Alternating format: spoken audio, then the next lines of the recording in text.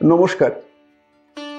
সাহিত্যের মণিমাণিক্যগুলি অনুষ্ঠানে গল্প বলার কথক ঠাকুর অডিও বুক ইউটিউব চ্যানেলে আজ শোনাব আমাদের প্রাণের লেখক বিভূতিভূষণ বন্দ্যোপাধ্যায় রচিত উপন্যাস ইছামতি ষষ্ঠ 10 পর্ব।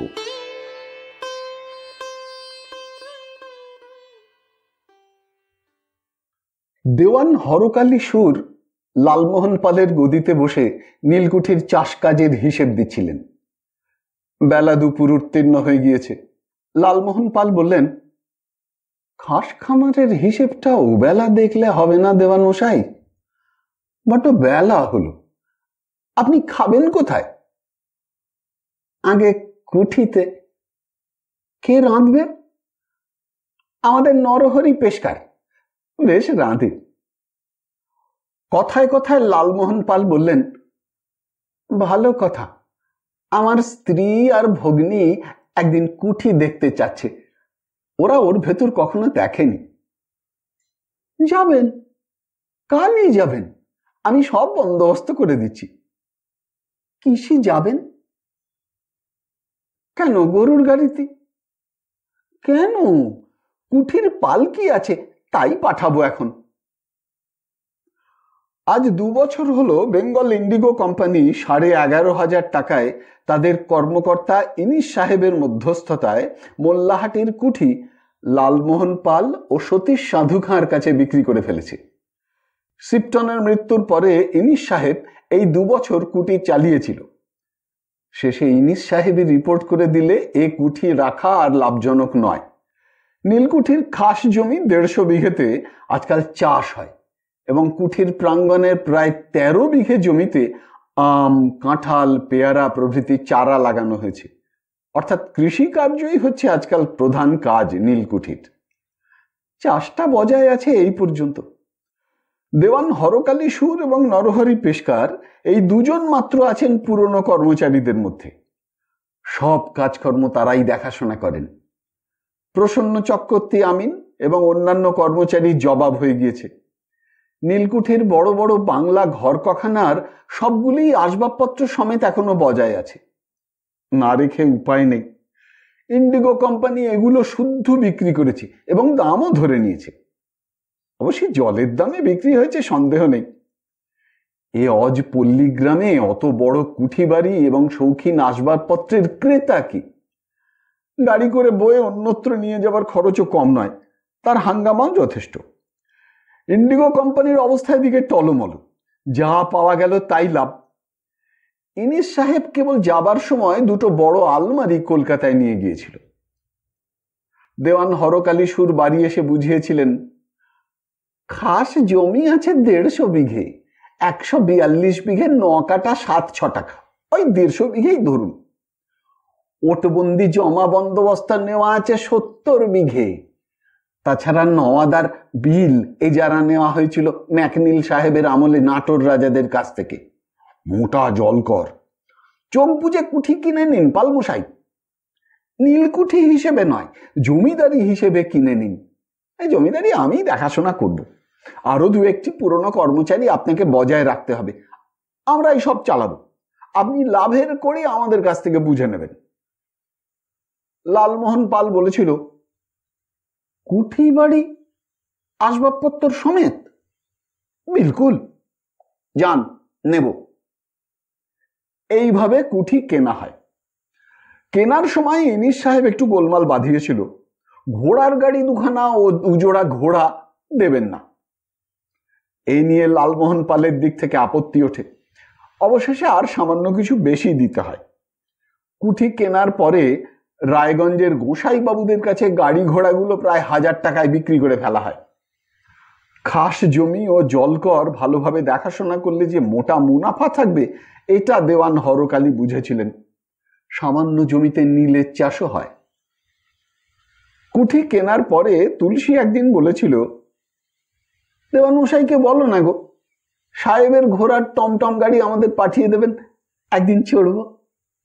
লালমোহন বলেছিল, না বড় বউ, বড় সাহেব ওই টমটমে চড়ে বেড়াতো, তখন আমরা মোট মাথায় ছুটে পালাতাম ধানের খেতি। সেই টমটমে তুমি চড়লি, লোকে বলবে কি জানো? বলবে ট্যাকা হয়েছে কিনা, তাই বড্ড অংখার হয়েছে। আমারও একদিন দেওয়ান বলেছিলেন টমটম পাঠিয়ে দেবো, কুঠিতে আসবেন। আমি হাত জোড় করে বললাম, মাফ করবেন, ওসব নবাবি করুক গিয়ে বাবু ভেয়েরা, আমরা ব্যবসাদার জাত, ওসব করলে ব্যবসা ছিকেই উঠবে। অবশেষে একদিন একখানা ছইওয়ালা গরুর গাড়িতে লালমোহনের বড় মেয়ে সরস্বতী, তার মা তুলসী, বোন ময়না, ছেলে পিলে নিয়ে কুঠি দেখতে গেল।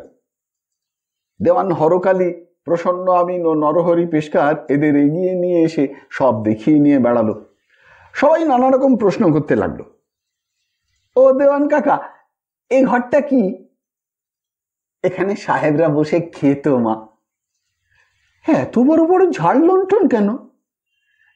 এখানে ওদের নাচের সময় আলো জ্বলত। এটা কি? ওটা কাঁচের মগ, সাহেবরা জল খেত। এই দেখো, এরে বলে ডিক্যান্টার, মদ খেত ওরা। তুলসীর ছেলে মেয়েদের ডেকে বললেন, ছুঁস নেই ওসব, ওদিকে যাস নেই, সন্ধ্যেবেলা নাইতে হবে, এদিকে সরে আয়।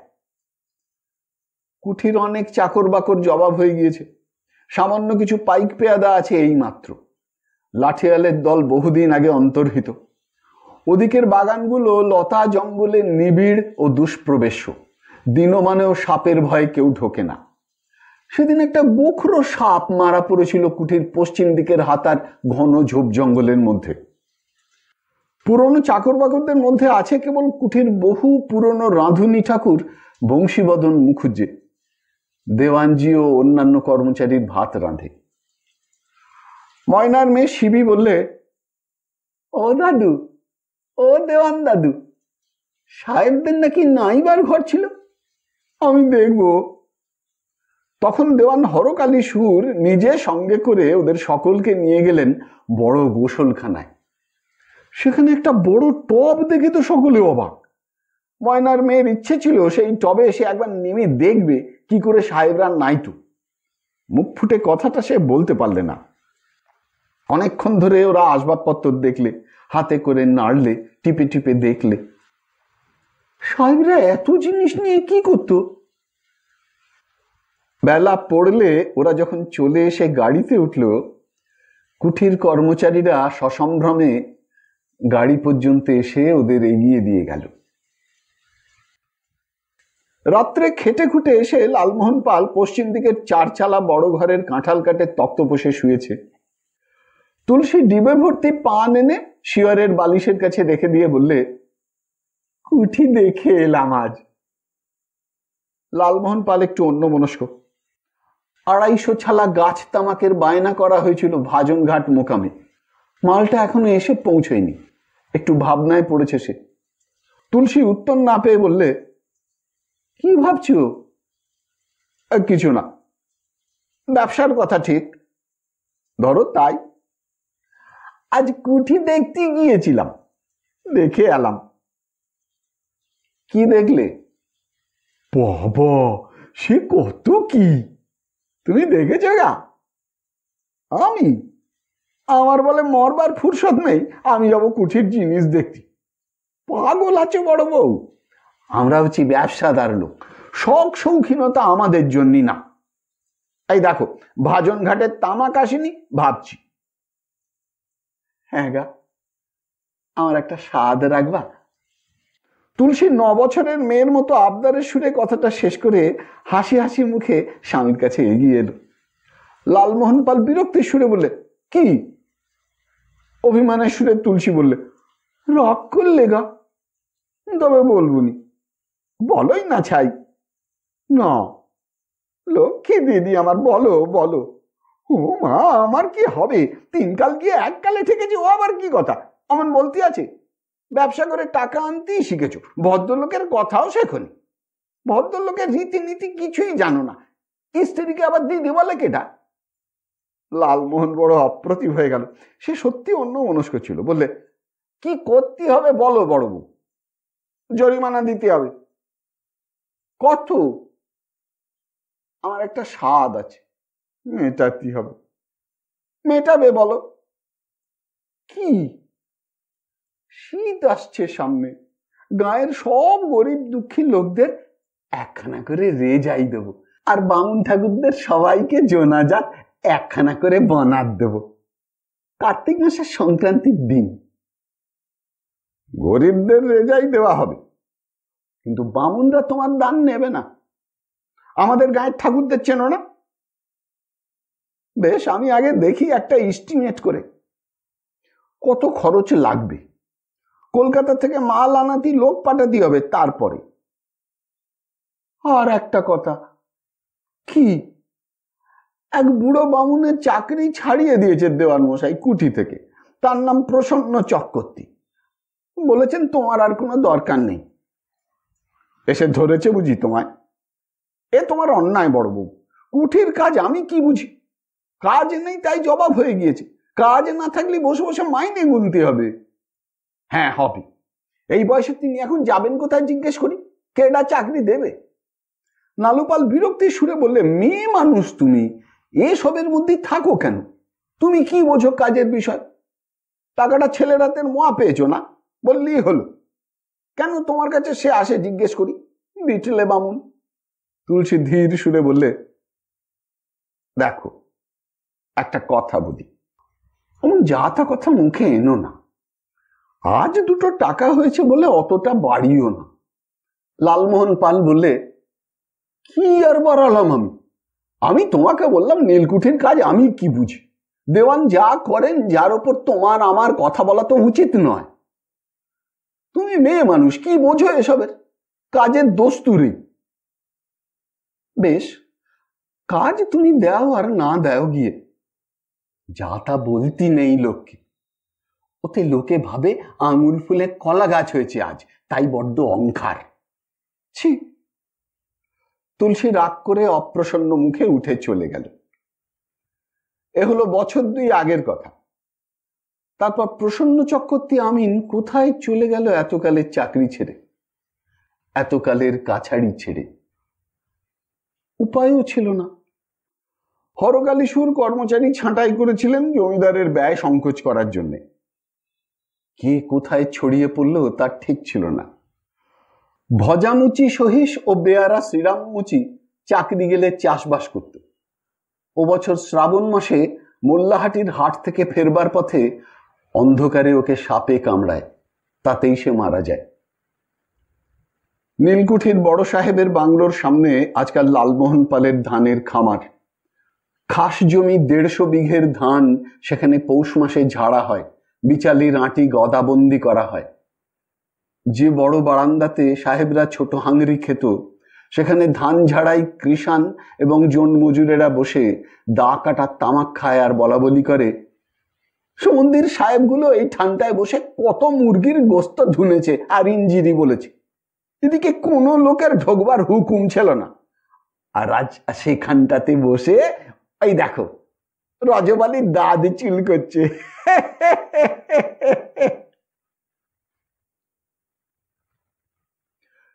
বিকেলবেলা খোকাকে নিয়ে ভবানী বাণিজ্যে গেলেন রামকানাই কবিরাজের ঘরে। খোকা তাকে ছাড়তে চায় না। যেখানে তিনি যাবেন যাবে তার সঙ্গে। বড় বড় বাবলা আর শিমুল গাছের সারি, শ্যামলতার ঝোপ, বাদুড় আর ভাম হুটপাট করছে জঙ্গলের অন্ধকারে। উইদের ঢিপিতে জোনাকি জ্বলছে, ঠিক যেন একটা মানুষ বসে আছে বাঁশবনের তলায়। খোকা একবার ভয় পেয়ে বললে, ওটা কি বাবা? চরপাড়া মাঠের দক্ষিণ প্রান্তে রামকানাই কবিরাজের মাটির ঘর। দোতলা মাটির প্রদীপে আলো জ্বলছে। ওদের দেখে রামকানাই কবিরাজ খুশি হলেন। খোকার কেমন বড় ভালো লাগে কবিরাজ বুড়োর এই মাটির ঘর। এখানে কি যেন মোহ মাখানো আছে। ওই দোতলা মাটির পিদিমের স্নিগ্ধ আলোয় ঘরখানা বিচিত্র দেখায়। বেশ নিকুনো পুছনো মাটির মেঝে। কাছেই বাগদিপাড়া। বাগদিদের একটি গরিব মেয়ে বিনা পয়সায় ঘর নিকিয়ে দিয়ে যায়। তাকে শক্ত রোগ থেকে রামকানাই বাঁচিয়ে তুলেছিলেন। দেওয়ালের কুলুঙ্গিতে কি একটি ঠাকুরের ছবি ফুল দিয়ে সাজানো। ঘরের মধ্যে তক্তপোষ নেই, মেঝেতে মাদুর পাতা, বই কাগজ 2-4খানা ছড়ানো। 3-4টি বেতের পেটারি, তাতে রামকানাইয়ের পোশাক পরিচ্ছদ বা সম্পত্তি আছে। আছে কেবল কবিরাজি ওষুধ ও গাছগাছরা চূর্ণ। ভবানীরও বড় ভালো লাগে এই নির্লোভ দরিদ্র ব্রাহ্মণের মাটির ঘরে সন্ধ্যা যাপন। এ পাড়া গাঁয়ের জুড়ি নেই। রামকানাই চৈতন্য চরিতামৃত পড়েন, ভবানী এক মনে শোনেন। শুনতে শুনতে ভবানী বাণুজ্যের পরিব্রাজক দিনের একটা ছবি মনে পড়ে গেল। নর্মদার তীরে একটা ক্ষুদ্র পাহাড়ের ওপর তাঁর এক পরিচিত সন্ন্যাসীর আশ্রম। সন্ন্যাসীর নাম স্বামী কৈবল্যানন্দ। তিনি পুরী সম্প্রদায়ের সাধু। শ্রী শ্রী 108 মাধবানন্দ পুরীর সাক্ষাৎ শিষ্য ছিলেন। একাই থাকতেন উপরকার কুটিরে। নিচে আর একটা লম্বা চালাঘরে তাঁর 2-3টি শিষ্য বাস করত ও গুরু সেবা করত। একটা দুগ্ধবতী গাভী ছিল, ওরাই পুষত, ঘাস খাওয়াতো, গোবরের ঘুঁটে দিত। সাধুর কুটিরের বেড়া বাঁধা ছিল শনের পাকাটি দিয়ে। পাহাড়ি ঘাসে ছাওয়া ছিল চাল 2খানা। কি একটা বন্যলতার সুগন্ধি পুষ্প ফুটে থাকতো বেড়ার গায়ে। বনটিয়া ডাকত তুন গাছের সুউচ্চ শাখা প্রশাখার নিবিড়তায়। ঝর্ণার কুলুকুলু শব্দ উঠত নর্মদার অপর পারের মহাদেও শৈলশ্রেণীর সানুদেশের বনস্থলী থেকে। নিচের কুটিরে বসে ভজন গাইতেন কৈবলানন্দজির শিষ্য অনুপ ব্রহ্মচারী। রাত্রে ঘুম ভেঙে ভবানী শুনতেন করুণ তিলক কামোদ রাগিনীর সুর ভেসে আসছে নিচের কুটির থেকে। গানের ভাঙা ভাঙা পদ কানে আসত। এক ঘড়ি পল ছিন কল না পরত মোহে। সকালে উঠে দাওয়ায় বসে দেখতেন আরো অনেক নিচে একটা মস্ত বড় কুসুম গাছ, তার পাশে একটা তেঁতুল গাছ।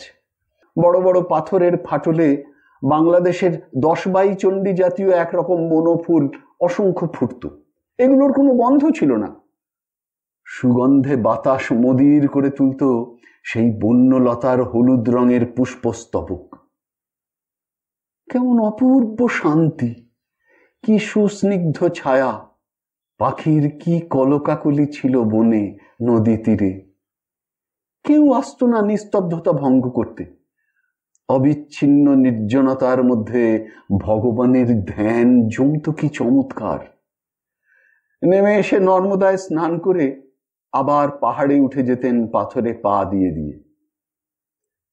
সেই সব শান্তিপূর্ণ দিনের ছবি মনে পড়ে কবিরাজ মশাইয়ের ঘরটিতে এসে বসলে।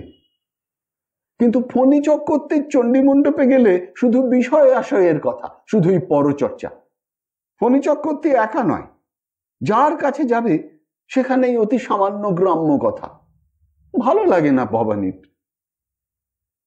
আর একটা কথা মনে হয় ভবানীর, ঠাকুরের মন্দির হওয়া উচিত এইরকম ছোট পর্ণ কুটিরে, শান্ত বন্য নির্জনতার মধ্যে।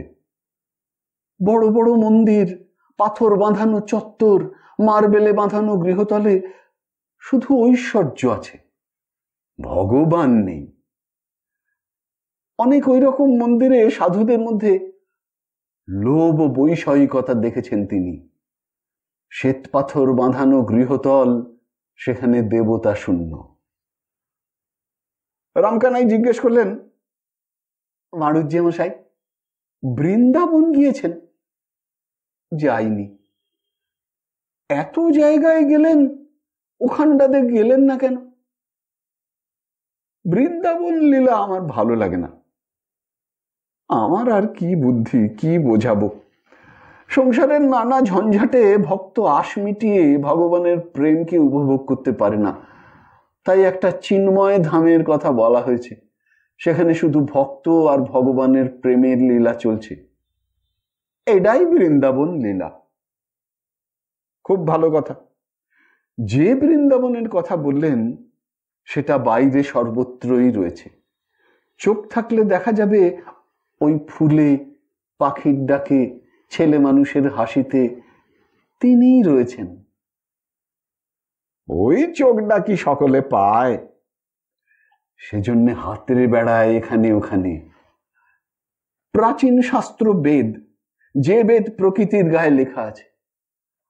আমার মনে হয় ফুল, নদী, আকাশ, তারা, শিশু এরা বড় বড় ধর্মগ্রন্থ। এদের মধ্যে দিয়ে তার লীলা বিভূতি দর্শন হয় বেশি করে। পাথরে গড়া মন্দিরে কি হবে? যার ভেতর তিনি নিজে থাকেন সেটাই তার মন্দির। ওই চড়পাড়ার বিলে আসবার সময় দেখলাম কুমুদ ফুল ফুটে আছে, ওটাই তার মন্দির। বাইরের প্রকৃতিকে ভালোবাসতে হবে, প্রকৃতির তালে তালে চলে তাকে ভালোবেসে সেই প্রকৃতিরই সাহায্যে প্রকৃতির অন্তরাত্মা সেই মহান শক্তির কাছে পৌঁছতে হবে। একেই বলেছে বৈষ্ণব শাস্ত্রে, যাহা যাহা নেত্র পরে তাহা তাহা কৃষ্ণ স্ফুরে। ঠিক কথা। শুধু একটা মন্দিরে বা তীর্থস্থানে তিনি আছেন? পাগল নাকি? বনস্পতৌ ভূভূতি নির্ঝরে বা কুলে সমুদ্রস্য সরিতটে বা, সব জায়গায় তিনি সামনে দাঁড়িয়ে রয়েছেন, অথচ চোখ খুলে না যদি আমি দেখি তবে তিনি নাচার। তিনি শিশু বেশে এসে আমার গলা দুহাতে জড়িয়ে ধরলেন। আমি মায়ার বন্ধন বলে আঁতকে উঠে ছুটে পালালুম। এ বুদ্ধি নিয়ে এ চোখ দিয়ে কি ভগবান দর্শন হয়? তার হাতের বন্ধনই তো মুক্তি। মুক্তি মুক্তি বলে চিৎকার করলে কি হবে? কি চমৎকার মুক্তি! আচ্ছা, ভগবান কি আমাদের প্রেম চান বাড়ুজ্যে মশাই? আপনার কি মনে হয়? আজকাল যেন বুঝতে পারি কিছু কিছু। ভগবান প্রেম চান এটাও মনে হয়। আগে বুঝতাম না, জ্ঞানের ওপর খুব জোর দিতাম।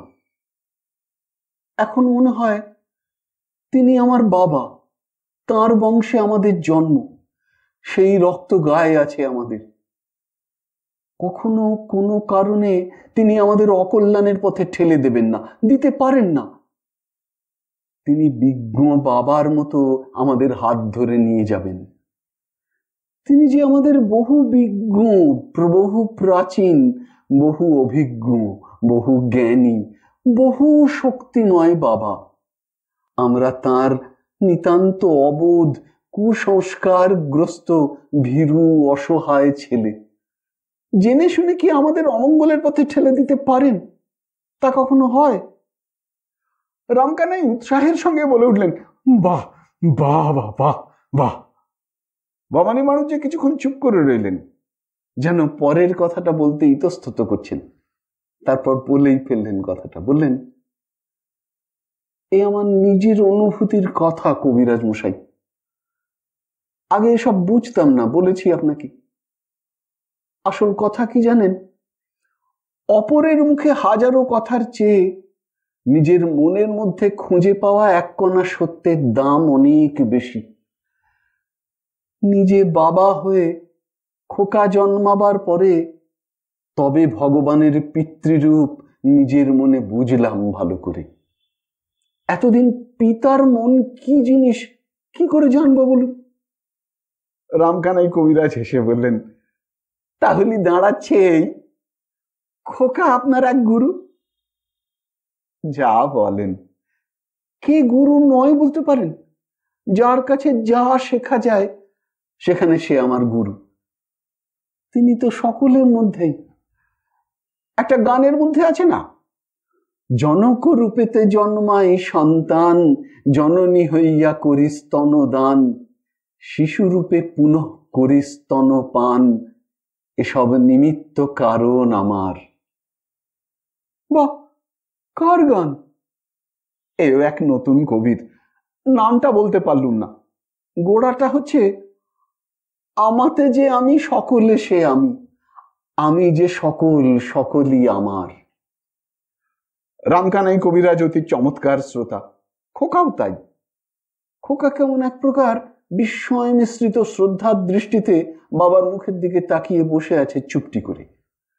রামকানাই উৎসাহের সুরে বললেন, বেশ গান, তবে বড্ড উঁচু, অদ্বৈত বেদান্ত, ওসব সাধারণের জন্য নয়।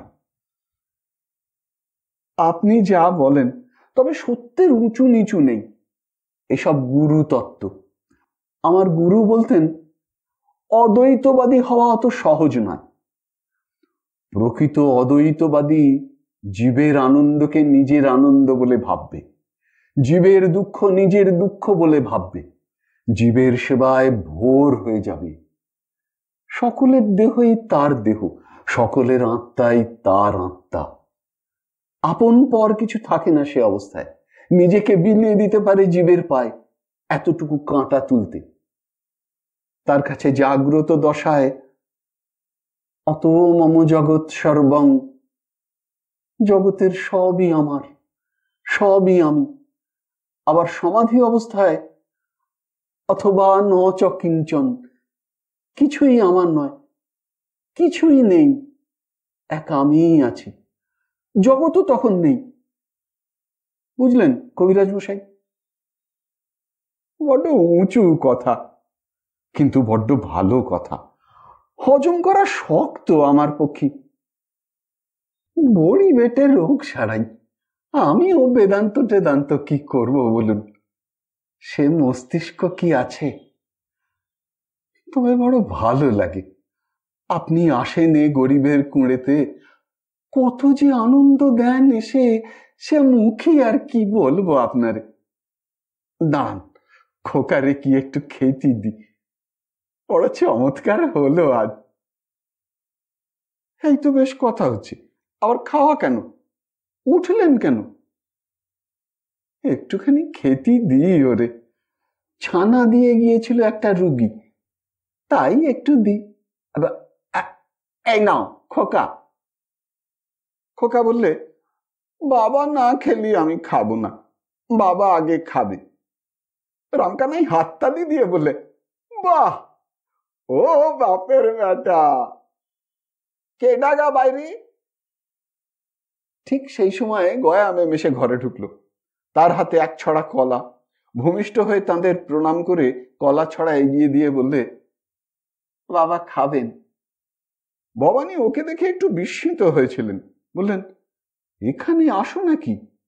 গয়া বিনীত সুরে বললে, মাঝে মাঝে বাবার কাছে আসি, তবে আপনার দেখা পাবো এখানে তা ভাবিনি। অত দূর থেকে আসো কি করে? না বাবা, এখানে যেদিন আসি, চরপাড়াতে আমার এক দূর সম্পর্ক বোনের বাড়ি রাতে শুয়ে থাকি। হঠাৎ তার চোখ গেল কোলে উপবিষ্ট খোকার তন্ময় মূর্তির দিকে। ওর কাছে গিয়ে বললে, এই খোকা কাদের? আপনার? সোনার চাঁদ ছেলেটুকুনি, বেশ বড় সড়ো হয়ে উঠেছে। আহা, বেঁচে থাক, দেওয়ানজির বংশের চূড়ো হয়ে বেঁচে থাকো বাবা। ভবানী বললেন, কি করো আজকাল? কি আর করব বাবা, দুঃখ ধান্দা করি। মা মারা যাওয়ার পর বড্ড কষ্ট। এখানে তাই ছুটে ছুটে আসি বাবার কাছে, একটু চৈতন্য চরিতামৃত শুনতে। বলো কি, তোমার মুখে যা শুনলাম, অনেক ব্রাহ্মণের মেয়ের মুখে তা শুনিনি।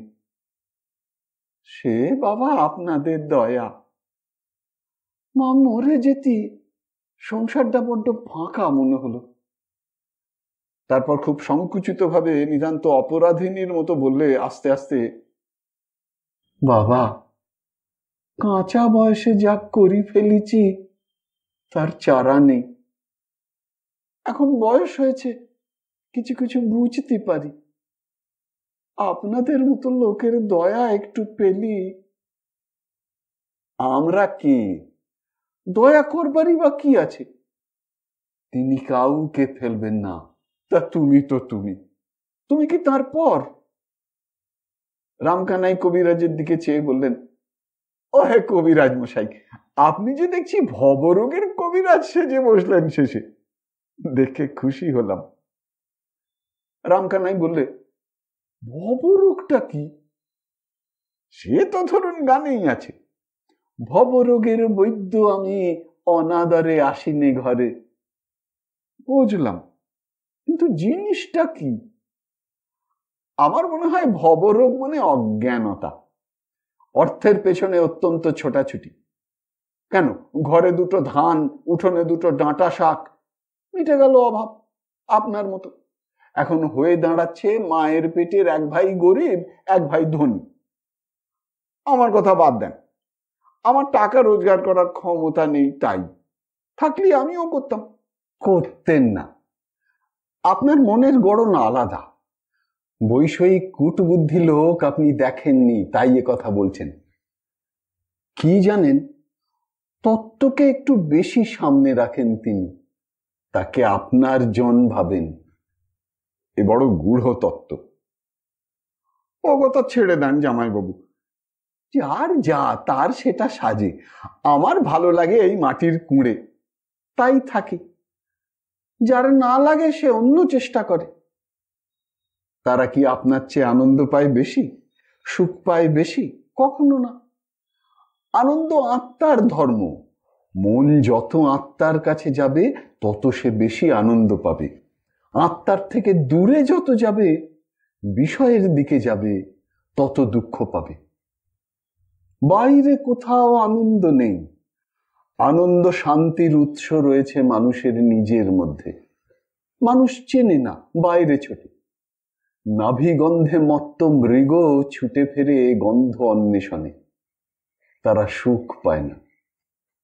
সে তারা জানে, আমি কি বলবো। আমি এতেই সুখ পাই, আনন্দ পাই, এইটুকু বলতে পারি। আনন্দ ভেতরেই, এটুকু বুঝেছি, নিজের মধ্যেই সুখ। খোকা পুনরায় এক মনে বসে এইসব জটিল কথাবার্তা শুনছিল। ওর বড় বড় দুই চোখে বুদ্ধি ও কৌতূহলের চাহনি। গয়া মিমির কি ভালোই লাগলো ওকে। কাছে এসে ডেকে চুপি চুপি বললে, ও খোকা, তোমার নাম কি? টুলু। মোর সঙ্গে যাবা? কোথায়? মোর বাড়ি। পেঁপে খেতি দেবানি। বাবা বললি যাব। আমি বললি যেতে দেবেন না কেন? নিয়ে যাও। অনেক দূর তোমার বাড়ি? আমি সঙ্গে করে নিয়ে যাব। যাবা? ও বাবা, যাবা ঠিক? খোকা ভেবে ভেবে বললে, পেঁপে আছে? নেই আবার? এই এত বড় পেঁপে। গয়া দুই হাত প্রসারিত করে ফলের আকৃতি যা দেখা দে, তাতে লাউ কুমড়োর বেলায় বিশ্বাস হতো, কিন্তু পেঁপের ক্ষেত্রে যেন একটু অতিরঞ্জিত বলে সন্দেহ হয়। খোকা বললে, বাবা, ও বাবা, মাসিমার বাড়ি যাব, পেঁপে দেবে। বাবার বিনা অনুমতিতে সে কোনো কাজ করে না। জিজ্ঞাসু দৃষ্টিতে বাবার দিকে চেয়ে রইল। গয়ামিম রাত্রে এসে রইল চরপাড়ায় ওর দূর সম্পর্কের এক ভগ্নীর বাড়ি। সকালে উঠে সে চলে যাবে মোল্লাহাটি। ঠিক মোল্লাহাটি নয়, ওর গ্রাম গণেশপুরে। ওর দূর সম্পর্কের বোনের নাম নীরদা, নিরি বাগদিনী বলে গ্রামে সে পরিচিতা। তার অবস্থা ভালো না। আজ সন্ধেবেলা গয়া এসে পড়াতে এবং রাত্রে থাকবে বলাতে নিরি একটু বিপদে পড়ে গিয়েছিল। কি খাওয়ায়! একসময় এই অঞ্চলের নাম করা লোক ছিল গয়া মেম। খেয়েছে, দিয়েছেও অনেক। তাকে যে আতা দিয়ে ভাত দেওয়া যায়, কুচো চিংড়ি দিয়ে ঝিঙের ঝোল আর রাঙা আউশ চালের ভাত, তাই দিতে হলো। তারপর একটা মাদুর পেতে একখানা কাঁথা দিলে ওকে শোয়ার জন্য। গয়ার শুয়ে শুয়ে ঘুম এলো না। ওই খোকার মুখখানা কেবলই মনে পড়ে। অমন যদি একটা খোকা থাকতো তার। আজ যেন সব ফাঁকা, সব ফুরিয়ে গিয়েছে। এ ভাবটা তার মনে আসতো না যদি একটা অবলম্বন থাকতো জীবনের। কি আঁকড়ে সে থাকে। আজ বছর বড় সাহেব মারা গিয়েছে। নীলকুঠি উঠে গিয়ে নালুপালের জমিদারি কাছারি হয়েছে। এই বছরেই গয়ামিম নিঃস্ব হয়ে গিয়েছে। বড় সাহেব অনেক গহনা দিয়েছিল। মায়ের অসুখের সময় কিছু গিয়েছে। বাকি যা ছিল এতদিন বেচে বন্ধক দিয়ে চলেছে। সামান্যই অবশিষ্ট আছে। পুরনো দিনগুলোর কথা যেন স্বপ্ন হয়ে গিয়েছে, অথচ খুব বেশি দিনের কথাও তো নয়, এই তো সেদিনের। ক বছর আর হলো কুঠি উঠে গিয়েছে, ক বছরই বা সাহেব মারা গিয়েছে। এ কঠিন সংসারে কেউ যে বড় একটা কাউকে দেখে না, তা এতদিনে ভালোই বুঝতে পেরেছে সে। আপনার লোক ছিল যে কজন, সব চলে গিয়েছে। নিরি এসে কাছে বসলো, দোক্তা পান খেয়ে এসেছে, কড়া দোক্তা পাতার গন্ধ মুখে। ওসব সহ্য করতে পারে না গয়া, ওর গা যেন কেমন করে উঠল। ও গয়া দিদি। কি রে, ঘুমুলি ভাই? না, গরমে ঘুম আসছে না। নিরি খেজুরের চাটাই পেতে ওর পাশেই শুলো, বললে, কি বা খাওয়ালাম তোরে, কখনো আগে আসতিস নে। এটাও বোধহয় ঠেস দিয়ে কথা নিরির। সময় পেলে লোকে ছাড়বে কেন, ব্যাঙের লাথিও খেতে হয়। নিরি তো সম্পর্কে বোন। গয়া বললে, একটা কথা নিরি, আমার হাত অচল হয়েছে, কিছু নেই, কি করে চালাই বল দেখি। নিরি সহানুভূতির সুরে বললে, তাই তো দিদি, কি বলি, ধান ভানতে পারবি কি আর, তাহলে পেটের ভাতের চালটা হয়ে যায় গতর থেকে। আমার নিজের ধান তো ভানি, তবে পরের ধান ভানিনি। কিরকম পাওয়া যায়? 5 দরে। সেটা কি বুঝলাম না। ভারী আমার মেম সাহেব আলেন রে। সত্যি গয়া মেমে কখনো শোনেনি। সে 14 বছর বয়স থেকে বড় গাছের আওতায় মানুষ।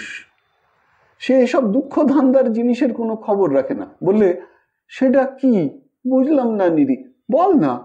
নিরি হি হি করে উচ্চরবে যে হাসিটা হেসে উঠল, তার মধ্যেকার শ্লেষের সুর ওর কানে বড় বেশি করে যেন বাজল। কাল সকালে উঠেই সে চলে যাবে এখান থেকে। দুঃখিত হয়ে বললে, অত হাসিটা কেন? সত্যি জানি নে, আমি মিথ্যে বলবো এ নিয়ে নিরি?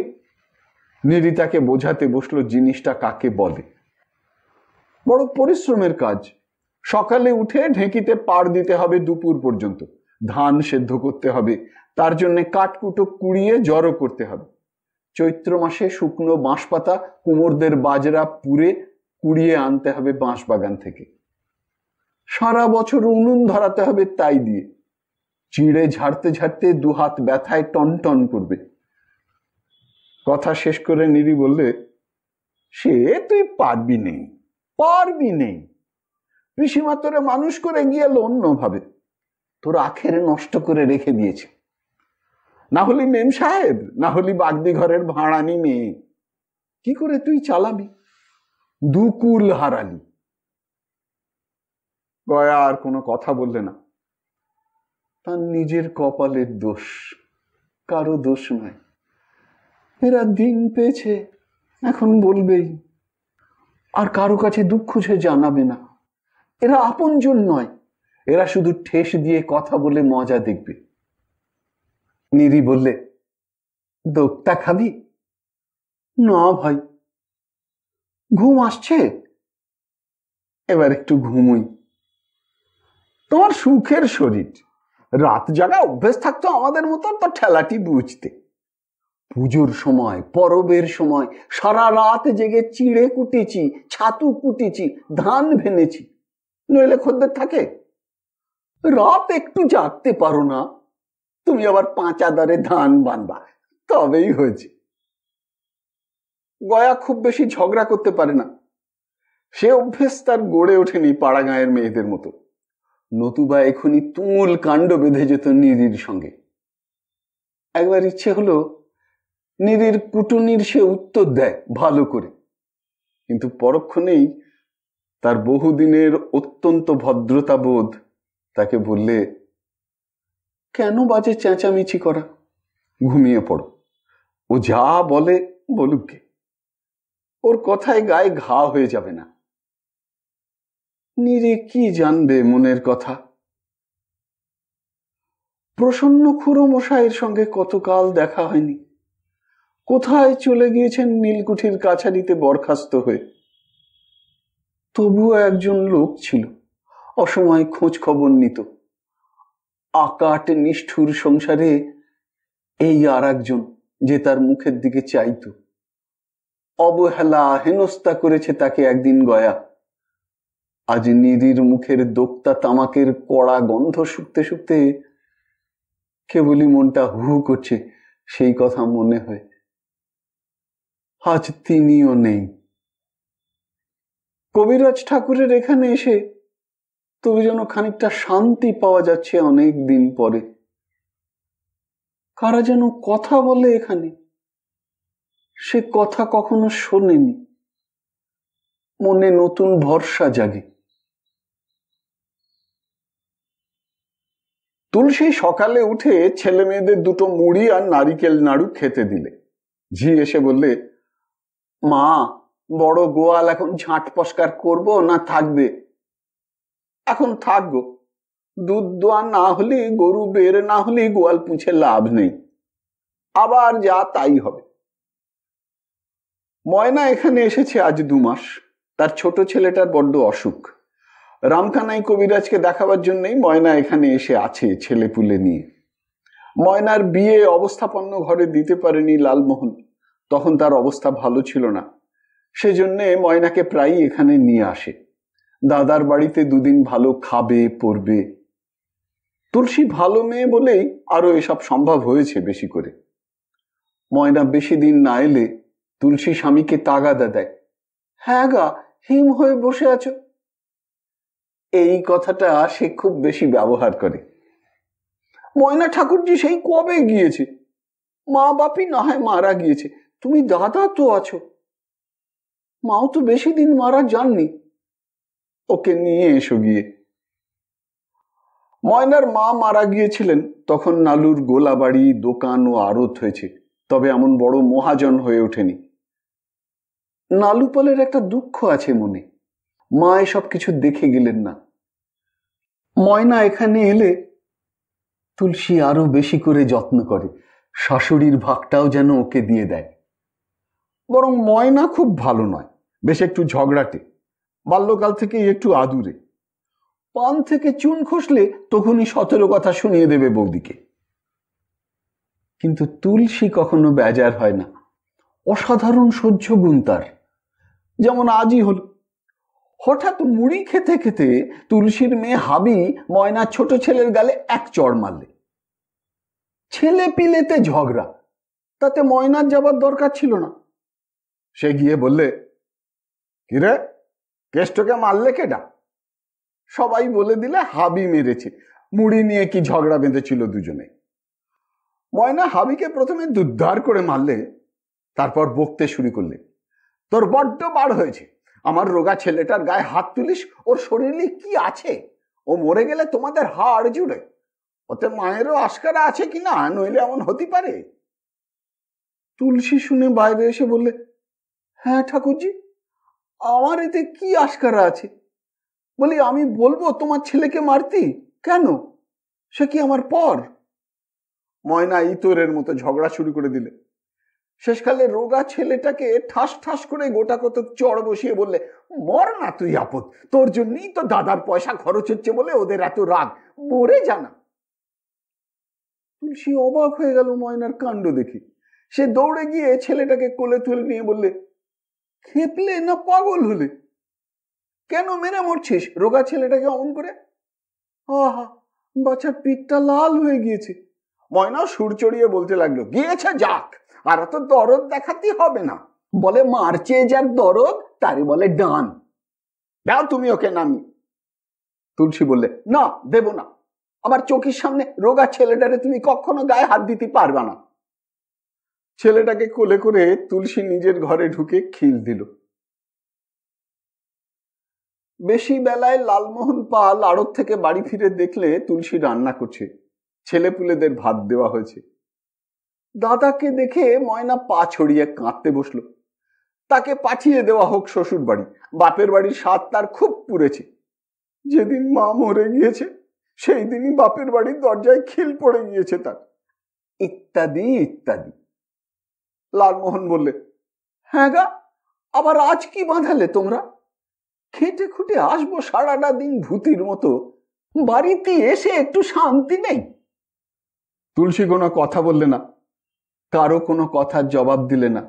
স্বামীর তেল গামছা এনে দিলে, ঝিকে দিয়ে জল চৌকি পাতিয়ে 2 ঘড়া নাইবার জল দিয়ে বললে, স্নান করে 2টো খেয়ে নাও দেখি। না, আগে বলো তবে খাবো। তুমিও কি অবুঝ হলে গা? আমি তবে কার মুখের দিকে তাকাবো? খেয়ে নাও বলছি। সব শুনে লালমোহন রেগে বললে, এত অশান্তি সহ্য হয় না, আজই 2টোরে 2 জায়গায় করি, যখন বনে না তোমাদের তখন। তুলসী সত্যি ধৈর্যশীলা মেয়ে, বোবার শত্রু নেই, সে চুপ করে রইল। ময়না কিছুতেই খাবে না। অনেক খোসামত করে হাত জোড় করে তাকে খেতে বসালে। তাকে খাইয়ে তবে 3য় প্রহরের সময় নিজে খেতে বসল। সন্ধ্যের আগে ও পাড়ার যতীনের বোন নন্দরানী এসে বললে, ও বৌদিদি, একটা কথা বলতে এসেছিলাম, যদি শোনো তো বলি। তুলসী পিঁড়ি পেতে তাকে বসালে, পান সেজে খেতে দিলেন নিজে।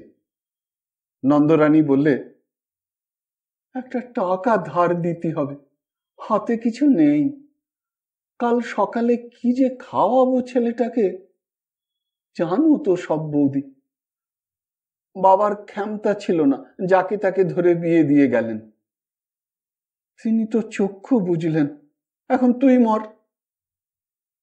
তুলসী যাচককে বিমুখ করে না কখনো। সেও গরিব ঘরের মেয়ে। তার বাবা ঈশ্বর অম্বিক প্রামাণিক সামান্য দোকান ও ব্যবসা করে তাদের কষ্টে মানুষ করে গিয়েছিলেন। তুলসী সে কথা ভোলেনি। নন্দরানীকে বললে, যখন যা দরকার হবে আমায় এসে বলবেন ভাই, এতে লজ্জা করবেন না। পর না ভেবে এসেছেন যে, মনটা খুশি হলো বড্ড। আর একটা পান খান, দোক্তা চলবে না? স্বর্ণ দিদি ভালো আছেন? নন্দরানী টাকা নিয়ে খুশি মনে বাড়ি চলে গেল সেদিন সন্ধ্যের আগেই। ঝিকে তুলসী বললে, 6ষ্ঠীতলা পর্যন্ত এগিয়ে দিয়ে আয় দিদিকে।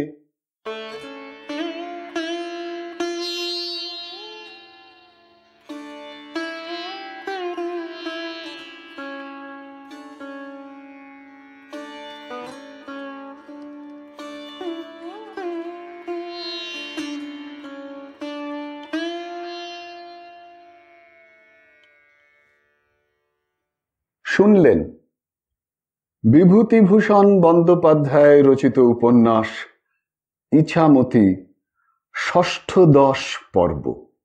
যদি এই অনুষ্ঠানটি আপনার ভালো লেগে থাকে তবে অবশ্যই একটি লাইক দিয়ে আমায় উৎসাহিত করবেন। যারা এখনো আমার এই চ্যানেলটিকে সাবস্ক্রাইব করেননি তারা অবশ্যই সাবস্ক্রাইব বোতামটি টিপে চ্যানেলটিকে সাবস্ক্রাইব করে নেবেন এবং ভিডিওর কমেন্ট বক্সে আপনার মূল্যবান মতামত জানিয়ে চ্যানেলটিকে আরো এগিয়ে নিয়ে যেতে আমায় সাহায্য করবেন। ভালো থাকুন, পাশে থাকুন, সুস্থ থাকুন আর শুনতে থাকুন সাহিত্যের মণিমাণিক্যগুলি অনুষ্ঠানটি। নমস্কার।